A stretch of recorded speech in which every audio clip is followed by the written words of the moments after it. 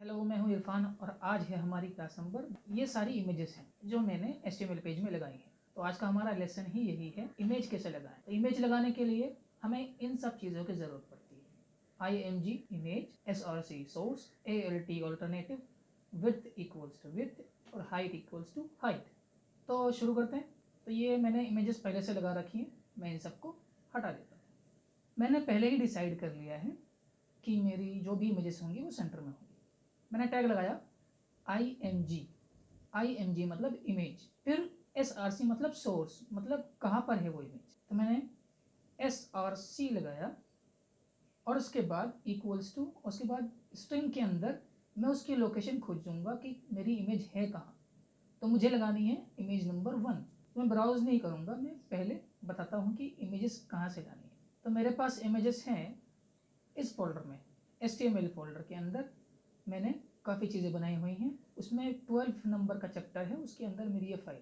तो मैं एक फ़ोल्डर ऊपर जाऊंगा तो उसके लिए मुझे लगाना पड़ेगा डॉट डॉट, उसके बाद स्लैश। स्लैश का मतलब है उसके अंदर, मतलब एक फ़ोल्डर ऊपर जाओ और उस फोल्डर के अंदर एक फ़ोल्डर है 01 क्लास 1। तो मैं इसे ओपन करता हूँ। इस फोल्डर का नाम है, वो फोल्डर का नाम देंगे। मैं यहाँ से कॉपी करता हूँ, मैंने कहा ये फोल्डर, और उसके अंदर मतलब उस फोल्डर के भी अंदर मेरे पास एक इमेज है थंबनेल नाम की। मैं इसे रीनेम करके यहाँ से कॉपी कर लेता हूँ। इसका नाम कॉपी किया और यहाँ पर आके पेस्ट कर दिया। और क्या है वो, एक JPG है, एक इमेज है। तो फिर से समझिए, इमेज टैग शुरू करने का, सोर्स कहाँ पर है, डॉट डॉट मतलब एक फोल्डर ऊपर जाओ और उसके अंदर एक फोल्डर है, उसका नाम ये है, और उसके अंदर thumbnail.jpg नाम की इमेज है, और बंद कर दिया, सेव कर दिया और रिफ्रेश करके देखते हैं। तो मेरे पास रिफ्रेश करने पर एक इमेज आ रही है।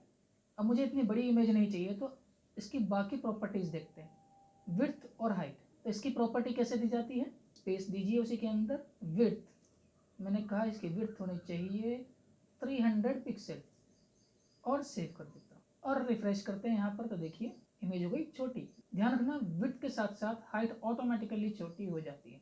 तो मैं अभी एक और प्रॉपर्टी डालूंगा, ALT ऑल्टरनेटिव। ये क्या होता है, तो मैंने लिखा इधर क्लास 1 और सेव कर देता हूँ और यहाँ पर आके रिफ्रेश करता हूँ। तो Alt 1 डालने से यहाँ पर कोई फर्क नहीं पड़ा। क्यों नहीं पड़ा यही जानना है। बाई चांस समझ लीजिए कि मेरे पास यहाँ पर इमेज ना हो, मैं यहाँ से इमेज कट करके कहीं और रख देता हूँ, बाहर रख दी मैंने। तो इस फोल्डर में thumbnail.image है ही नहीं। अब मैं जब यहाँ पर रिफ्रेश करता हूँ तो वहाँ पे क्लास 1 नज़र आएगा और एक टूटी हुई इमेज का लिंक नज़र आ रहा है। इसका कहने का मतलब है कि यहाँ पर एक इमेज थी जिसका नाम क्लास 1 था, पर वो गायब है क्योंकि वो वहाँ पर मौजूद नहीं है। अगर मैं ऑल्ट क्लास 1 हटा देता हूँ, सेव करता हूँ और यहाँ पर आकर रिफ्रेश करता हूँ, तो वो इन्फॉर्मेशन नज़र नहीं आएगी, सिर्फ इमेज का टूटा हुआ लिंक नज़र आएगा। तो ऑल्ट का मतलब है, ऑल्टरनेटिव का मतलब कि अगर इमेज ना आए तो लिखा हुआ आए जो यहाँ पर टेक्स्ट है। अब मैं क्या करता हूँ, वापस उस इमेज को वहीं पर डाल देता हूँ। मैं यहाँ से कट किया और इसके अंदर पेस्ट कर दिया और यहाँ पर रिफ्रेश कर दिया।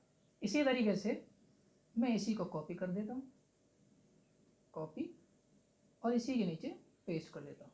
फिर से समझिए, इमेज टैग लगाया, सोर्स, इमेज कहाँ पर है उसका पूरा एड्रेस, उसकी विड्थ और ऑल्टरनेटिव। तो अभी मैं क्लास 2 के लिए कर रहा हूँ, तो ऑल्टरनेटिव हो जाएगा क्लास 2। अब ये सोर्स कहाँ पर है, मैंने कहा जिस फोल्डर में मैं हूँ, मैं 12 चैप्टर के फोल्डर में हूँ, मेरी ये फाइल है। उससे मैं एक फोल्डर ऊपर जाऊँगा, तो मैंने कहा डॉट डॉट, मैं एक स्टेप ऊपर गया, उसके बाद उसके अंदर गया।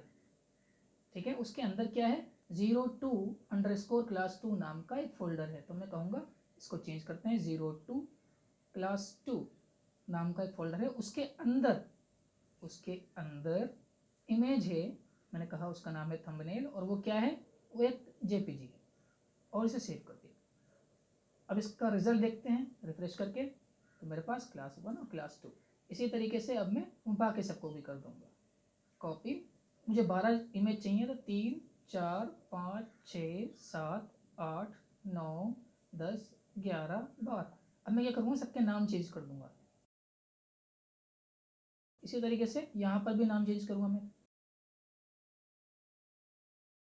ध्यान रखिए, मैंने यहाँ पर फोल्डरों के नाम चेंज किए, यहाँ पर ऑल्टरनेटिव में क्या आएगा उसके नाम चेंज, और सेव करता हूँ। रिजल्ट चेक करते हैं रिफ्रेश करके। तो समस्या आई, क्या समस्या आई?